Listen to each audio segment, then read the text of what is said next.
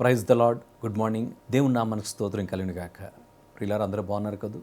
మీ అందరూ బాగుండాలని దేవుణ్ణి అనుదినము ప్రార్థిస్తూ ఉన్నాం. మంచిది.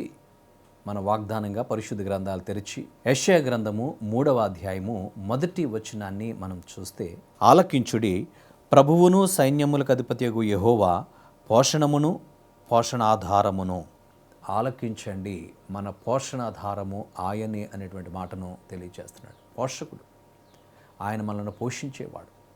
మంచి గోధుమలతో ఆయన నిన్ను తృప్తిపరిచేవాడు, అంటే మంచి ఆహారం. ఇక్కడ చెప్పబడినటువంటి మాటలు శారీరకమైనటువంటి సంబంధమైనటువంటి ఆహారాన్ని గురించి కాదు, కానీ ఆధ్యాత్మికంగా దేవుడు మనను ఏ రీతిగా పోషిస్తాడు అనేటువంటి విషయాన్ని భక్తుడు తెలియజేస్తూ ఉన్నాడు.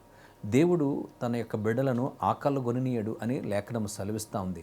సింహపు పిల్లలైనా ఆకలిగా ఉంటాయి, కానీ తను నమ్మిన వారిని ఎన్నడూ ఆకలి గొననీయుడు అనేటువంటి వాగ్దానాన్ని దేవుడు ఇచ్చాడు.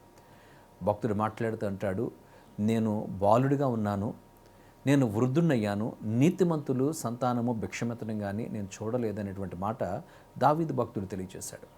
దేవుడు నీతిమంతుల పక్షంగా, యథార్థవంతుల పక్షంగా ఆయన ఉండేటువంటి వాడు. కొన్ని కష్టాలు కలుగుతాయి, నీతిమంతునికి కలుగు ఆపదలు అనేకమని లేఖనం సెలవిస్తూ ఉంది. అయితే ఆయన నిన్ను పోషిస్తాడు. ఆశ్చర్యకరుడు గనుక ఆశ్చర్యరీతిగా నిన్ను పోషిస్తాడు. దినదినము నిన్ను బలపరిచేటువంటి వాడు, కొండ తేనెతో నిన్ను తృప్తిపరిచేటువంటి వాడు, తన యొక్క వాక్కుల చేత నిన్ను బలపరిచేవాడు. దేవుని రాజ్యము భోజనమును పానమును కాదు, కానీ పరిశుద్ధాత్మ యందలే ఆనందం అన్నాడు. కనుక దేవుని వాక్యము ద్వారా అనుదినము మనల్ని పోషిస్తాడు. ప్రభువారు కూడా అపవాది ఆయన ఆకలిగొని ఉన్నప్పుడు ఉపవాసముతో ఉండి ప్రార్థించినప్పుడు అపవాది శోధకుడు ఆయన్ని శోధిస్తూ అంటాడు, ఈ రాళ్లను రొట్టెలుగా చేసుకుని తిను అని. ప్రభు అన్నారప్పుడు, మనుష్యుడు రొట్టె వలన కాదు, కానీ దేవుని నోట నుంచి వచ్చు ప్రతి మాట వలన జీవించునని. దేవుని నోటి నుంచి వచ్చేటువంటి ప్రతి మాట వలన మనం బ్రతుకుతాం. జీవము కలిగినటువంటి మాటలు, మనల్ని జీవింపచేసేటువంటి, మనల్ని పోషించేటువంటి మన పోషకుడైన కనుక దినదినము నేను పోషిస్తాడు. అరణ్యంలో ఇశ్రాయేలుని పోషించినటువంటి దేవుడు. ఆయన మీద ఆనుకున్నప్పుడు ఆలకించండి, మన దేవుడు పోషించగలిగినటువంటి ఆ యొక్క శక్తి కలిగినటువంటి వాడు.